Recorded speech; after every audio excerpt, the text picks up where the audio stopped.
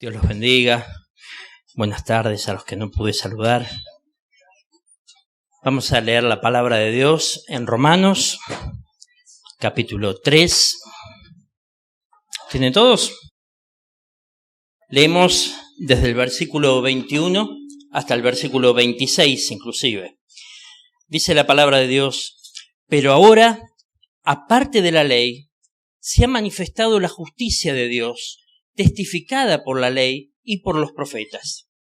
La justicia de Dios por medio de la fe en Jesucristo, para todos los que creen en Él, porque no hay diferencia, por cuanto todos pecaron y están destituidos de la gloria de Dios, siendo justificados gratuitamente por su gracia, mediante la redención que es en Cristo Jesús, a quien Dios puso como propiciación por medio de la fe en su sangre, para manifestar su justicia, a causa de haber pasado por alto en su paciencia los pecados pasados, con la mira de manifestar en este tiempo su justicia, a fin de que Él sea el justo y el que justifica al que es de la fe de Jesús. Amén. Vamos a orar. Precioso Dios, eterno Rey, soberano Señor, te adoramos, Señor, y te damos gracias. Gracias, Señor, porque tu presencia es real, Señor. Gracias, Señor, porque hemos podido adorarte, exaltarte, Señor amado, y ahora te rogamos que nos ayudes, Señor, a ser edificados a través de tu palabra, Señor. Te ruego bendigas tu palabra y me uses para gloria de tu nombre. En el nombre de Jesús. Amén. Bueno, alguien dijo que Romanos, especialmente este pasaje de Romanos 3, del 21 al 26, es el semillero de la doctrina de la Biblia, y especialmente este párrafo, ¿no? Dicen que el profesor Cranfield decía que era el centro y corazón de toda la sección principal de la carta. Lutero mismo decía que este pasaje era el mismísimo corazón de la carta de Romanos y de la Biblia misma. El apóstol Pablo está exponiendo una serie de doctrinas maravillosas y permítanme hacer una introducción para introducirnos un poco en el pasaje propiamente dicho. El apóstol Pablo, primeramente, vemos en la carta a los romanos, que primero lo que hace es presentar sus credenciales como siervo de Jesucristo y como apóstol, ¿verdad? Eso lo encontramos en el capítulo 1. Presenta la condición del hombre frente a Dios. Y eso lo vamos a ver hasta el versículo anterior al que leímos, o sea, hasta el capítulo 3, versículo 20, vamos a ver cómo Pablo expone sistemáticamente cuál es la condición del hombre lejos de Dios. Expone pruebas irrefutables de la pecaminosidad del hombre y resalta la necesidad urgente que tenemos de la justicia de Dios en Cristo. ¿A qué nos referimos cuando hablamos de la justicia de Dios? La justicia de Dios es lo que establece Él como justo. Siendo perfectamente justo, su estándar es alto y estamos por debajo de ese nivel. La justicia de Dios establece que la ley debe cumplirse perfectamente, lo que solamente pudo hacer Jesús. Y por más que nosotros intentemos lo que intentemos, jamás podríamos cumplir con la ley. La ley es como una cadena, dicen algunos. Cuando se rompe un eslabón, no solamente se rompe el eslabón, se destruye la cadena, ¿sí? Cuando nosotros pecamos en uno de los mandamientos, simplemente ya estamos rompiendo toda la ley, estamos infringiendo toda la ley de Dios. Dice Deuteronomio 24:16, los padres no morirán por los hijos, ni los hijos por los padres. Cada uno morirá por su pecado. Dios es justo y en Ezequiel 18:20 establece que el alma que pecare, esa morirá. Romanos 6:23 dice, porque la paga del pecado es muerte, es terminante. Queda claro, Pablo deja bien en claro, y estos pasajes que hemos compartido, quedan bien en claro que la consecuencia de nuestro pecado sin Cristo es la muerte espiritual. Amén. Romanos 3 del 10 al 12 manifiesta, dice, como está escrito, no hay justo ni aún uno. No hay quien entienda, no hay quien busque a Dios. Todos se desviaron a una, se hicieron inútiles. No hay quien haga lo bueno, no hay ni siquiera uno. ¿Sabe, mi hermano? Romanos fue escrito no incrédulos, fue escrito a la iglesia, ¿sí? Así que yo le pido que dejemos un poco nuestra estructura eclesiástica, por decirlo de alguna manera, nuestra estructura mental en cuanto a doctrina, y nos fijemos en lo que dice la palabra de Dios en este pasaje, ¿sí? Todos los seres humanos, sin excepción, incluyéndome a mí, incluyéndote vos, todos, absolutamente todos, aunque seas muy bueno, aunque todo el mundo te diga, ay, qué bueno que sos, qué lindo que sos, todos absolutamente somos pecadores ante Dios, culpables, y no tenemos excusa alguna delante de Dios. La ira de Dios está sobre cada uno de nosotros, dice en todos estos 3 primeros capítulos de Romanos. Pablo también en estos capítulos lo que hace es separar a toda la humanidad, la separa en 4 grandes grupos. Los voy a mencionar nada más porque si no se haría demasiado largo, pero el primero de los grupos es los gentiles, con su idolatría y comportamiento antisocial. Recuerden que entre los judíos y los gentiles son todos aquellos que no son judíos, ¿sí? Entre los judíos y los gentiles había permanentemente una disputa, era permanente, ¿sí? El segundo grupo que habla Pablo son los moralistas críticos, sean judíos o gentiles, que profesan tener elevadas normas éticas que las aplican a todos menos a ellos mismos, ¿no? El tercer grupo son los judíos que confían en sí mismos, que se jactan de su conocimiento de la ley, pero no la obedecen. O sea, era solamente, como los fariseos, ¿no? Todo una cáscara, pero atrás era todo feo. Cuarto punto. Por último, engloba a toda la raza humana, a todos los humanos, concluyendo que todos somos pecadores y que no tenemos excusa frente al Dios totalmente santo. Ahora, dejan claro que toda persona tiene algún conocimiento de la bondad de Dios por medio de, ya sea el mundo creado, por su conciencia, por la ley moral escrita en el corazón del hombre y por la ley de Moisés entregada a los judíos. O sea, toda persona tiene algún conocimiento. Si le preguntamos a la gente en la calle, todo el mundo tiene algún conocimiento de Dios, ¿sí? De la bondad de Dios. Pero ¿sabes una cosa? Nada, absolutamente nada podemos hacer por nosotros mismos. Todo lo que podamos hacer nosotros para Dios, dice Isaías 64:6, es como trapo de inmundicia, ¿sí?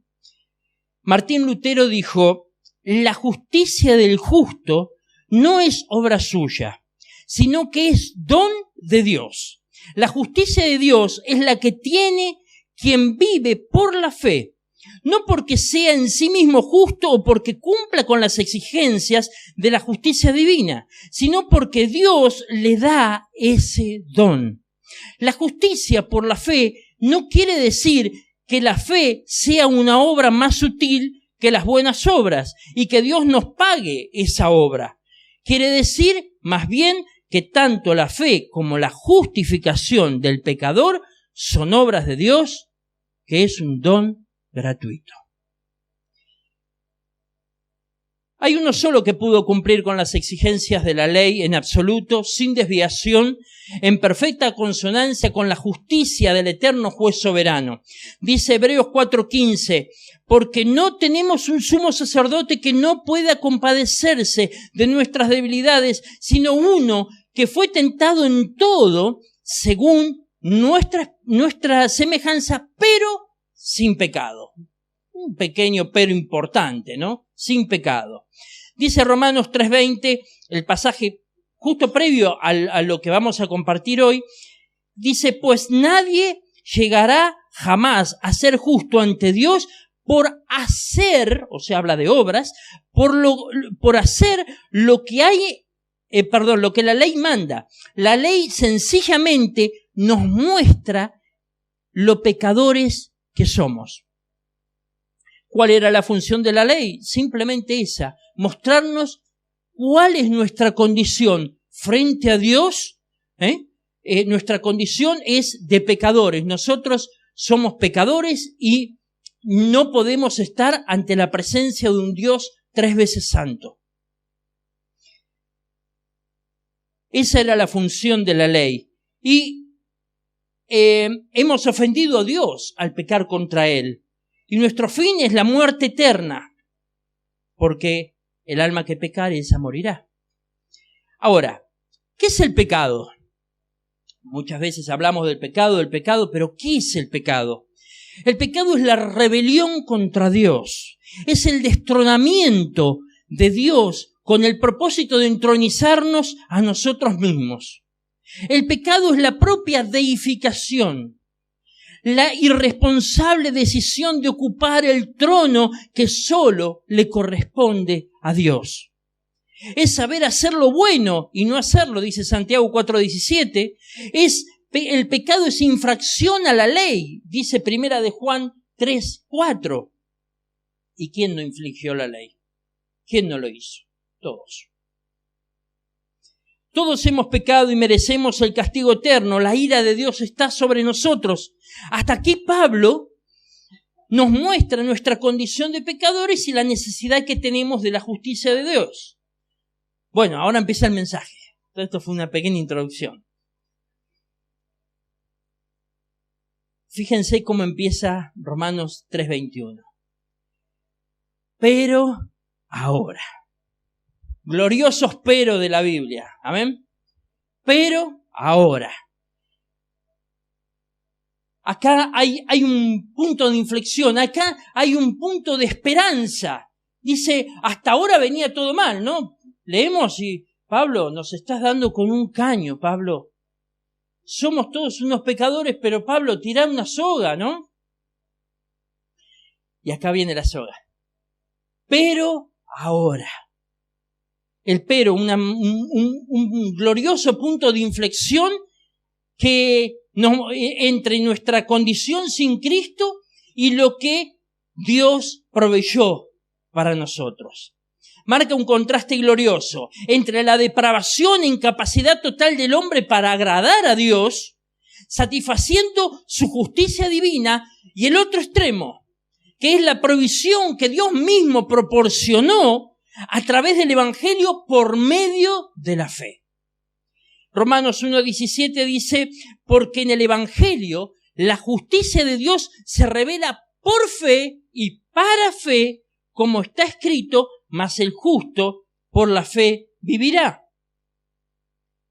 El mismo versículo 21 dice, pero ahora aparte de la ley se ha manifestado la justicia, bueno, todo lo demás, pero dice aparte de la ley.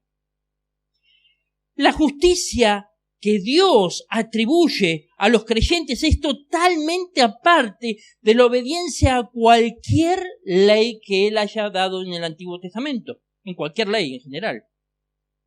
La ley hablaba de mandamientos, daba leyes de distintos tipos, sacrificios, ofrendas, un montón de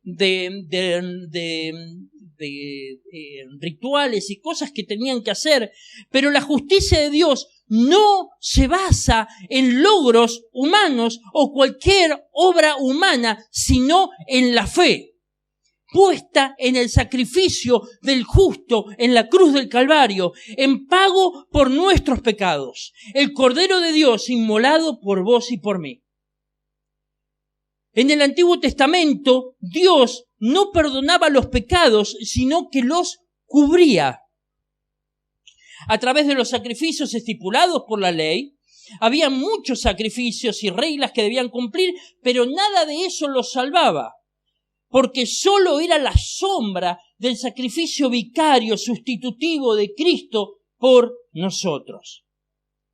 Dice Gálatas 2:16, sabiendo que el hombre no es justificado por las obras de la ley, sino mediante la fe en Cristo Jesús, también nosotros hemos creído en Cristo Jesús para que seamos justificados por la fe en Cristo y no por las obras de la ley, pues puesto que por las obras de la ley nadie será justificado.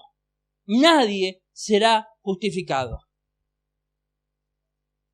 Continúa diciendo el versículo 21, se ha manifestado la justicia de Dios testificada por la ley y por los profetas. Vemos que está todo en tiempo pasado.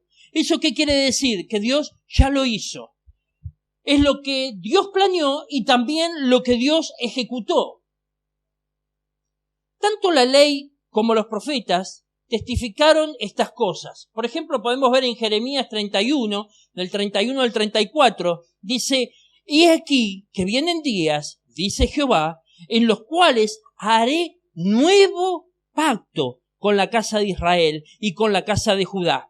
El 33 dice, pero este es el pacto que haré con la casa de Israel después de aquellos días, dice Jehová, daré mi ley en su mente y las escribiré en su corazón, y yo seré a ellos por Dios, y ellos me serán por pueblo, y no enseñará más ninguno a su prójimo, ni ninguno a su hermano, diciendo, conoce a Jehová, porque todos me conocerán, desde el más pequeño de ellos hasta el más grande, dice Jehová, porque perdonaré la maldad de ellos y no me acordaré más de sus pecados.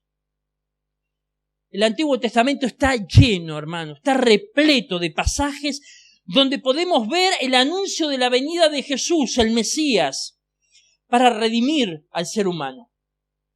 Está lleno el Antiguo Testamento. La justicia de Dios es solo por medio de la fe, sola fide, solo fe. Y solo el sacrificio realizado, y solo en el sacrificio realizado en la cruz por el Señor Jesucristo. Como escribió Richard Hooker, un clérigo anglicano del siglo XVI, dice, Dios justifica al creyente, no en razón del mérito de su capacidad de creer, sino en razón del mérito de aquel en quien se cree. Es decir, en Cristo, ¿verdad? Hechos capítulo 13, versículo 38 al 39 dice, sabed, pues, esto, varones hermanos, que por medio de él se os anuncia perdón de pecados, y que todo aquello de que por la ley de Moisés no pudisteis ser justificados, en él es justificado todo aquel que cree solo por fe. Cree solo por fe. El versículo 22 nos dice en otra versión, la NTV, Nueva Traducción Viviente, dice, Dios nos hace justos a sus ojos cuando ponemos nuestra fe en Jesucristo. Y eso es verdad para todo el que cree, sea quien fuere. El versículo 22 sigue diciendo, para todos los que creen en Él. ¿Estamos diciendo que todo el mundo va a ser salvo? No. Eso sería universalismo, ¿verdad? No es lo que la palabra de Dios enseña, para nada. Incluso el diablo cree y tiembla, porque sabe lo que le espera, ¿no? Hay muchos que creen, pero no tienen puesto puesta su fe en el sacrificio vicario de Cristo en la cruz del Calvario. Esta gloriosa salvación es solo para los escogidos desde antes de la fundación del mundo. Esto es la expiación limitada, la L del tulip, el famoso tulip, amén. Es decir, la tercera doctrina de la gracia. Fíjense lo que dice Efesios, capítulo 1, del versículo 4 al 6, dice, según no se escogió, ahora sigo, voy a hacer un pequeño paréntesis acá, no se escogió. Si el Señor no se escogió, ¿qué quiere decir? Que había mucho y de ahí escogió, ¿sí? No es que agarró a todos. De todos los que había, Él escogió a vos y a mi hermano. Escogió a cada uno de sus hijos. Él escogió. Y sigue diciendo el versículo, antes de la fundación del mundo. Dios no es un improvisado. Hace las cosas con tiempo. ¿Sí? Desde antes de la fundación del mundo, todavía no había nada creado y Él ya estaba diciendo, ahí está Carlito, ahí está Daniel, ahí está Cristian, ahí está Santiago, Facundo, ahí están cada uno de mis hijos. Y después creó todo. ¿Sí? Dice, continúa diciendo, para que fuésemos santos y sin mancha delante de Él en amor, habiéndonos predestinado para ser adoptados hijos suyos, por medio de Jesucristo, según el puro afecto de su voluntad. ¿Para qué? Para alabanza de la gloria de su gracia, con la cual nos hizo aceptos en el amado. Gloria a Dios. El término creen lleva implícito que si yo creo, debo andar como Él anduvo, como dice 1 de Juan 2:6. Porque es el fruto natural de la regeneración producida en nosotros por el Espíritu Santo al creer. ¿Sí? Vamos a andar como Él anduvo, o por lo menos vamos a intentarlo. No estoy diciendo que no vamos a tener tropezones, caídas, pero nos vamos a levantar y vamos a seguir rumbo a esa meta gloriosa. Dice, Jesús también dijo que todo aquel que viene a Él no lo echaría fuera, pero también dice en Lucas 8:10, a vosotros os es dado a conocer los misterios del reino de Dios, pero a los otros, a los que no son escogidos, a los otros, para que viendo, por parábolas, para que viendo no vean y oyendo no entiendan, porque para poder creer, primero el Espíritu Santo debe trabajar en cada uno de nosotros, produciendo el nuevo nacimiento, que eso es lo que nos va a permitir creer, porque la fe también nos la da Dios después de nacer de nuevo. Entonces eso nos va a permitir creer, porque nosotros estábamos muertos en nuestros delitos y pecados. No podíamos creer, era imposible siquiera reconocer a Dios, porque estábamos muertos. Si usted le habla a un cadáver, por más que le hable y le hable y le hable, el cadáver no le va a contestar. Así estábamos nosotros espiritualmente. Nos podían hablar y hablar y hablar y no iba a pasar nada. Cuando el poder del Espíritu Santo entró en nosotros y nos hizo nacer de nuevo y nos dio fe, nos levantó y ahí dijimos, ¡oh! Ahora sí entiendo, ¿no? Y ahí cambió nuestra vida.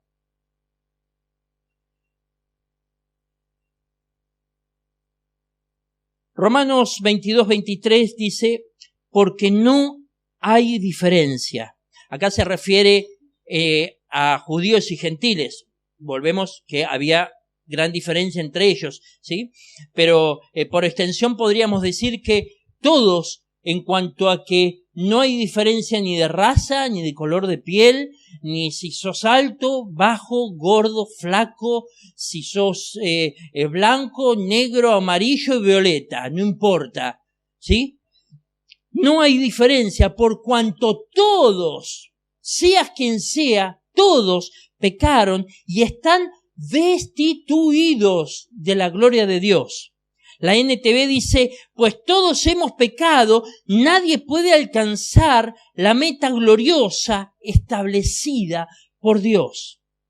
La meta puesta por Dios es nada más y nada menos que Jesús.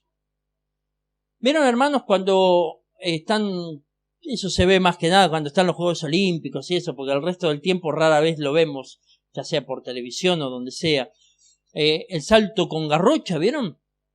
Que vienen corriendo y clavan la garrocha y saltan por arriba de una vara que está altísima, ¿sí? No podríamos saltarla de otra manera, tal vez, ¿no?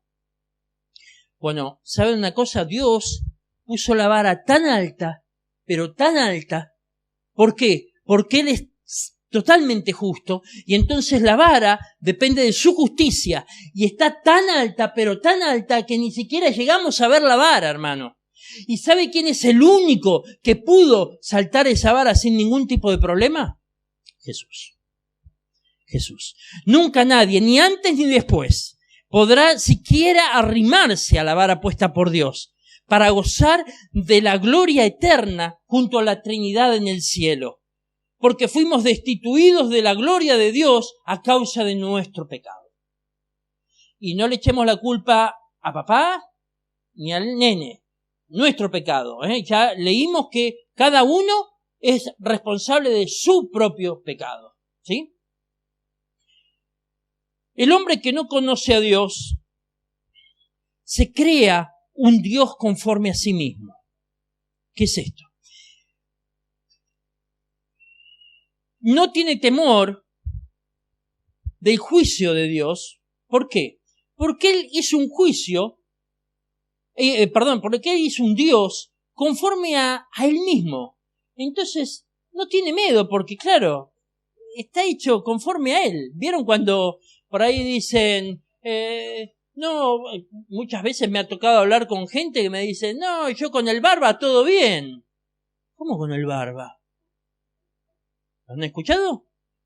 O otras expresiones también, no, todo bien, está todo bien, no. Es un Dios hecho conforme a ellos mismos. Un Dios que no les exige, un Dios que no les reclama su pecado, un Dios que dice, peca tranquilo, total, no te hagas problema. Después vas a ir al cielo igual. Créetela.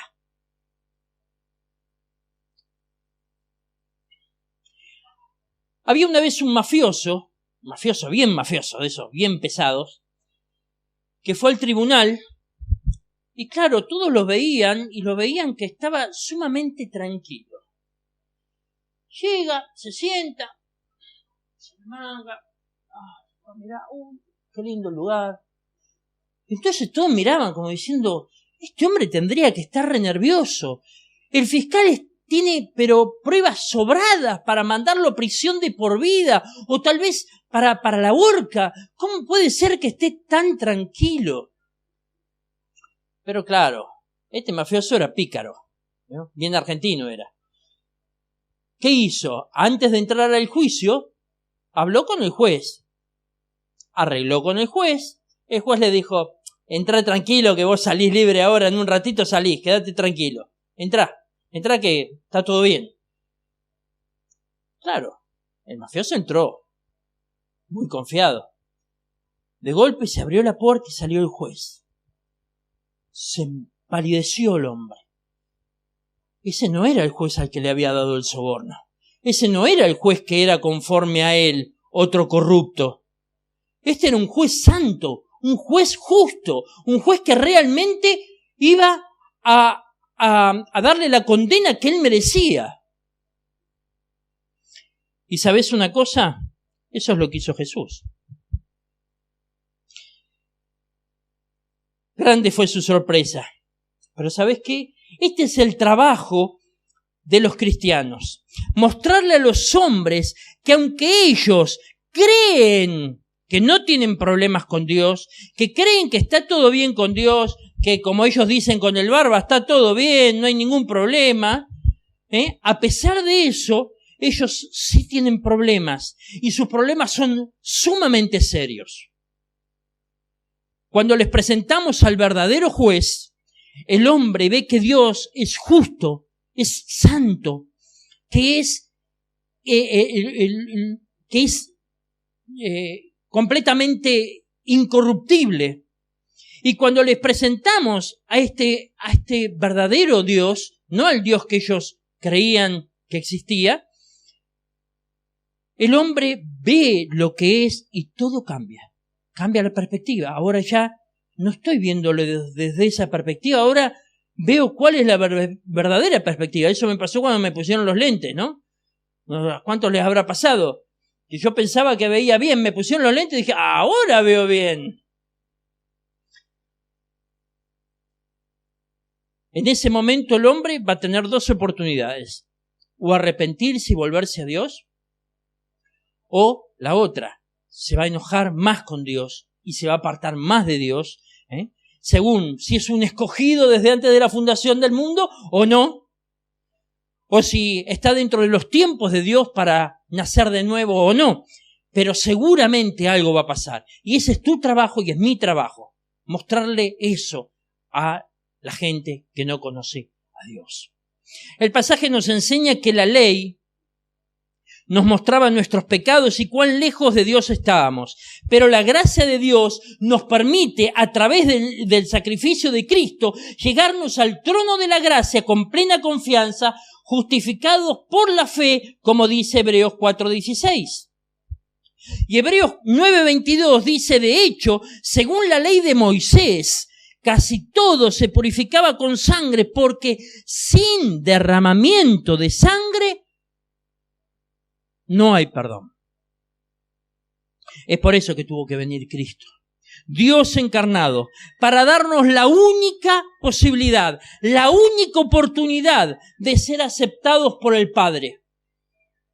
Porque la ira de Dios estaba sobre nosotros y Jesús en la cruz cumplió el perfecto sacrificio para satisfacer así la justicia de Dios, y al pagar el precio nos hizo aceptos en el amado. Aleluya. Gloria a Dios. El versículo 3:24 dice, siendo justificados gratuitamente por su gracia mediante la redención que es en Cristo Jesús. Uy, tremendo, ¿no? Aquí hay muchas cosas. Vamos a empezar por orden. ¿Qué es la justificación? Es un término jurídico que significa declarar justos. Establece en nuestro contexto que la culpa ha sido imputada a otra persona, a Jesús. No es solo perdón, es el otorgamiento de una posición de justicia, la reinstalación del pecador al favor y la comunión con Dios. La justicia de Dios es su modo justo de hacer justos a los injustos. Es un trabalengua, ¿no? Lo repito. La justicia de Dios es su modo justo de hacer justos a los injustos, a nosotros. La justificación es una declaración de que ya no existe un motivo para aplicar el castigo. Ya no hay motivo para aplicar el castigo. ¿Por qué? Porque ya hemos sido perdonados. Porque Dios ya nos perdonó. ¿Y por qué nos perdonó? ¿Porque somos buenos? No, porque creímos por medio de la fe en el sacrificio de Cristo en la cruz del Calvario. Así como la justificación no es perdón, ¿sí? Porque el perdón, ¿qué es? Absolver del castigo, ¿verdad? Tampoco es santificación. Justificación es declarar o pronunciar justo a alguien. No hacerlo justo, ¿sí? Eso es la santificación, ¿sí? Justificación es declararlo justo.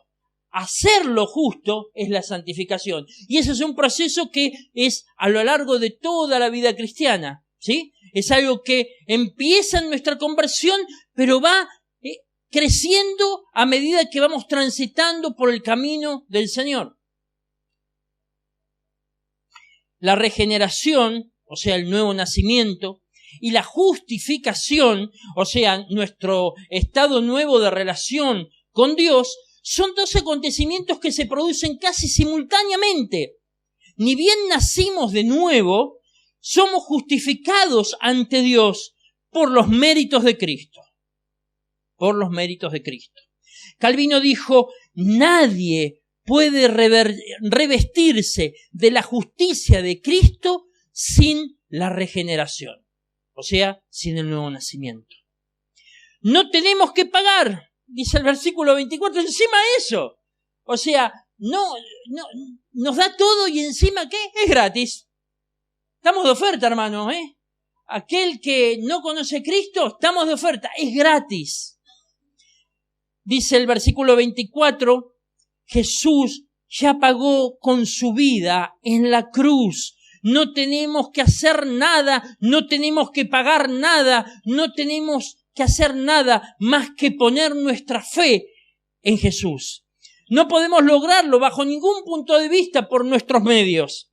Y nada tenemos que podamos hacer, pues Él lo hizo todo. ¿Sabés, mi hermano? Cuando Cristo murió en la cruz dijo, consumado es.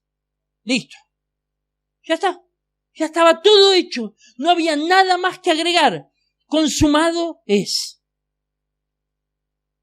El versículo 24 continúa hablando y dice, habla de la redención. Ahora, ¿qué es la redención? Es un término que indica que mi deuda ya fue pagada y ahora no soy más deudor. Antes era esclavo del pecado, pero mi Redentor pagó la deuda y ahora no debo nada.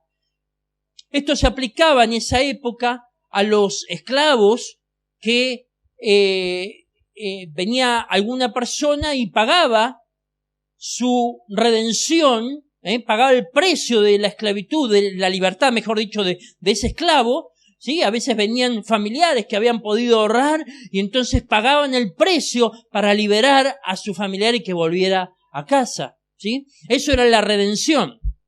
Supongamos que vos tenés una deuda en la FIP multimillonaria. No la podés pagar, ¿no? Pero la tenés. Existe. La deuda existe. Si no pagás, vas preso. Pasan unos días y vos vas, presentás papeles a ver si podés hacer algo, y presentás papeles para ver si podés hacer algo, y cuando te recibe el empleado dice, a ver, decime tu quit. Ah, no, tu deuda fue totalmente saldada. No, me parece que estás equivocado, revisa. Mi quit está... Tu deuda fue totalmente saldada. ¿Cómo puede ser? ¿Quién la pagó? Grande sería tu sorpresa, pero cuán agradecido estarías a aquel que pagó tu deuda, ¿no? Lo mismo hizo Jesús, tal cual. Pagó una deuda impagable, eterna, para satisfacer la justicia divina del Padre, y te puso junto a Él en lugares celestiales, junto a Cristo Jesús. Romanos 3:25 dice, a quien Dios puso como propiciación por medio de la fe en su sangre para manifestar su justicia. Dice, a quien Dios. ¿No fuimos nosotros quienes hicimos algo para ser declarados justos, para ser redimidos? Todo fue hecho por Dios y para su gloria. Vemos que siempre Pablo recalca este hecho. La palabra de Dios nos deja muy claro que siempre es Dios quien toma la iniciativa.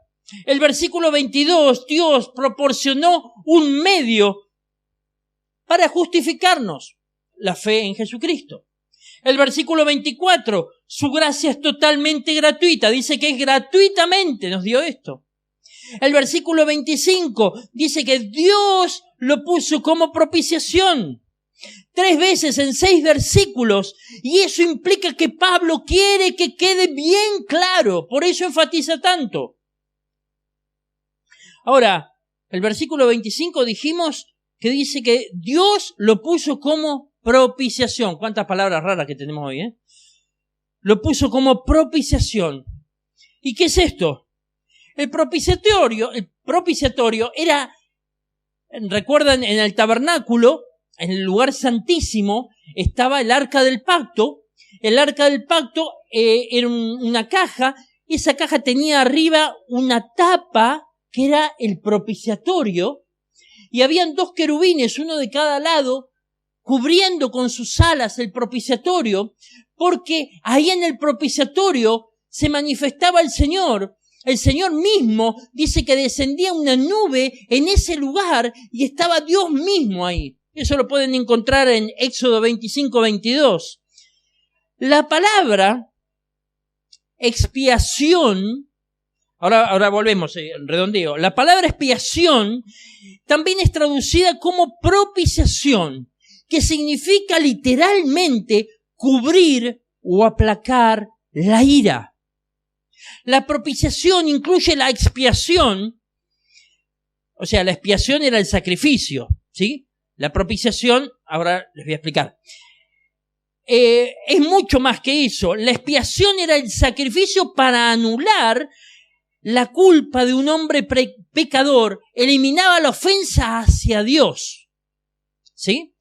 Mientras que la propiciación es para aplacar la ira de Dios que estaba sobre nosotros, pero que por los méritos de Cristo ya no está más sobre nosotros. Gracias a Dios. Dios mismo entregado para que nosotros estemos en una perfecta relación con el Supremo Rey y Señor. En el Antiguo Testamento, la expiación de los pecados, obviamente se hacía en el día de la expiación, primero se sacrificaba un becerro por los pecados del sumo sacerdote y por los pecados de la gente del tabernáculo, ¿sí? Se sacrificaba este becerro y se rociaba la sangre de este becerro sobre el propiciatorio, la tapa del arca. Para santificar al tabernáculo y el pecado del sumo sacerdote. Luego se tomaban 2 machos cabríos y se sorteaba cuál de los dos se iba a sacrificar. A uno le ponían la mano y decían y confesaban todos los pecados. Y a ese chivo o ese macho cabrío lo agarraban y se lo llevaban al desierto lo más lejos que pudieran, cosa que el chivo no pudiera volver, porque no querían que volviera a los pecados, ¿sí? Y eso era un tipo de que Dios se olvidaba de los pecados. Y el otro macho cabrío era sacrificado, ¿sí? Y su sangre era rociada en el propiciatorio. Al hacer esto, ¿qué pasaba? La ira de Dios sobre el pueblo era aplacada. Esto lo pueden ver en Levíticos 16, todo esto que estábamos hablando. En el Antiguo Testamento pasaba por alto los pecados en su paciencia, dice el versículo 25, porque Dios veía en el futuro el sacrificio de Jesús ya cumplido. Los santos del Antiguo Testamento no se salvaban por las obras de la ley, no se salvaban porque eran lindos, no se salvaban porque eran los reyes, no se salvaban porque tenían cara bonita. No, nada que ver. Los santos del Antiguo Testamento se salvaban igual que nosotros, por la muerte vicaria de Cristo en la cruz del Calvario. Nada más que ellos lo veían porque el Antiguo Testamento les decía que vendría un Mesías y que iba a morir por ellos y que iban a poder ser perdonados de sus pecados, ¿sí? Entonces ellos tenían como una tarjeta de crédito, ¿vio? No tenían la plata, pero pagaban igual. Bueno, más o menos ellos sacrificaban y hacían todos los sacrificios que ponía la ley y lo hacían con fe, creyendo que el Señor Dios iba a enviar un Mesías. No sabían cuándo, no sabían cómo, pero sí sabían que Dios lo iba a hacer. ¿Por qué? Porque Dios lo había dicho así. ¿Con qué fin hizo esto? Dice el versículo 26, que Dios a través de este acto demostró su justicia. También dice el versículo 26 que a fin de que Él sea el justo y el que justifica al que es de la fe de Jesús. O como dice la NTV, Dios hizo todo esto para demostrar su justicia porque Él mismo es justo e imparcial y a los pecadores los hace justos a sus ojos cuando creen en Jesús. Efesios 1:5 nos dice, Dios decidió de antemano adoptarnos como miembros de su familia al acercarnos a sí mismo por medio de Jesucristo. Eso es precisamente lo que Él quería hacer y le dio gran gusto hacerlo. Nunca en el pensamiento de Dios hubo un plan B. Jamás. ¿Por qué? Porque Dios no necesita un plan B. Siempre ejecuta el único perfecto, verdadero plan conforme a su preciosa voluntad. Y dice que esto era precisamente lo que quería hacer y le dio gran gusto hacerlo. Qué maravilloso, ¿no? Qué glorioso. Es maravilloso pensar que Jesús hizo todo esto por amor a sus escogidos.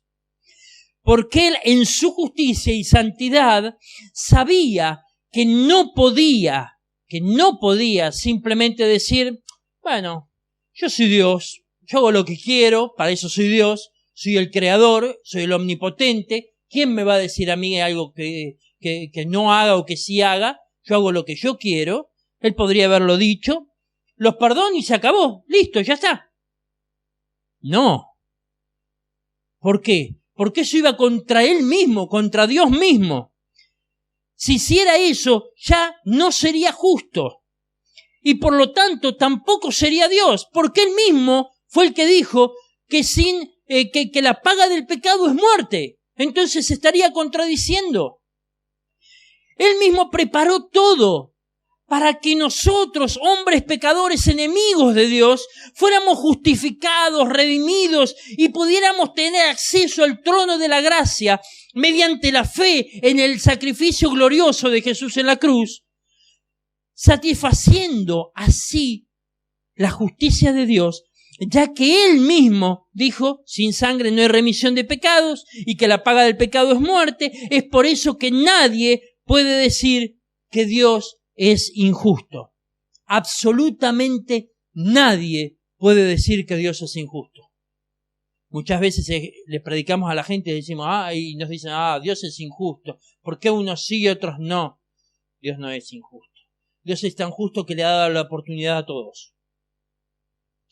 Pero gloria al Señor, porque también dijo que la dádiva de Dios es vida eterna en Cristo Jesús. ¿Y qué es la vida eterna? Lo dijo Jesús en Juan 17:3. Y esta es la vida eterna, que te conozcan a ti, el único Dios verdadero, y a Jesucristo, a quien has enviado.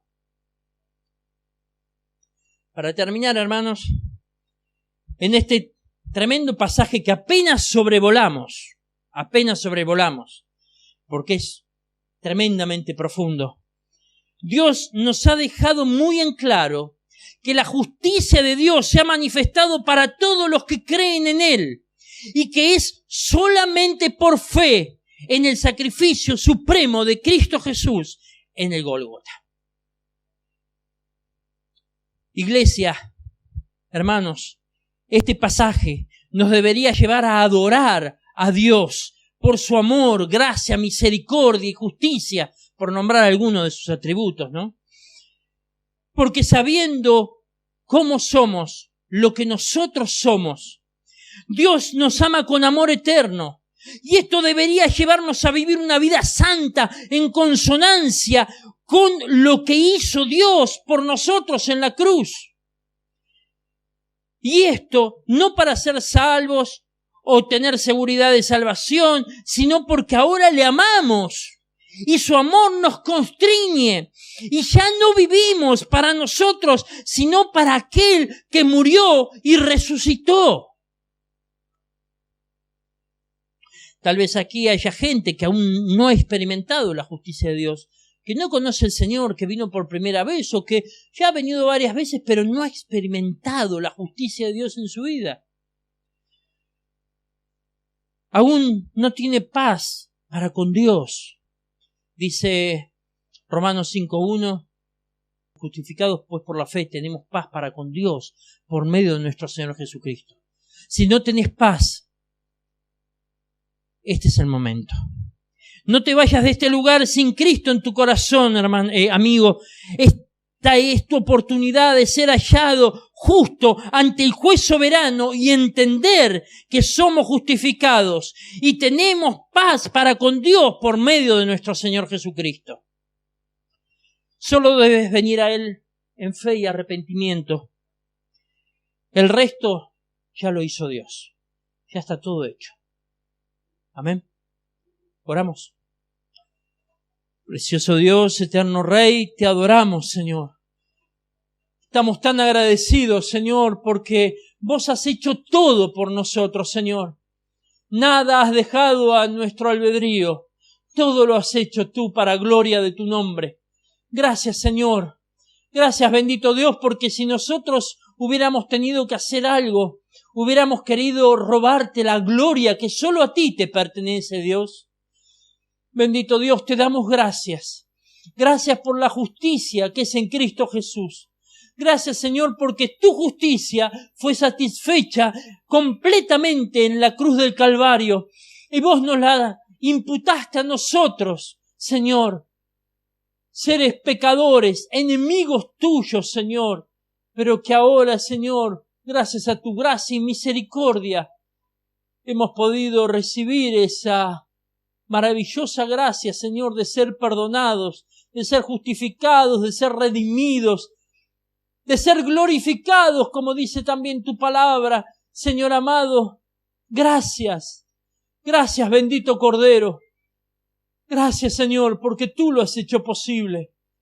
Gracias, mi Rey, mi Señor y Dios. Padre Santo, te ruego en este momento, Señor, que a tus hijos, a cada uno de nosotros, Señor, nos ayude, Señor, para tomar conciencia de ese sacrificio glorioso en la cruz. Que nos ayude, Señor, para que podamos vivir una vida santa, que vaya conforme a tu vida, Señor. Sabemos que vamos a pecar porque la palabra de Dios nos dice que vamos a pecar, pero también nos dice que tenemos abogado para con Dios. Señor amado, ayúdanos, bendito Dios, a vivir en santidad, a predicar tu palabra, a abrir los ojos de aquellos que no te conocen, Señor, para que ellos puedan ver que tú eres santo, justo, eterno, glorioso, pero que has puesto a su disposición, Señor, toda esta maravillosa gracia.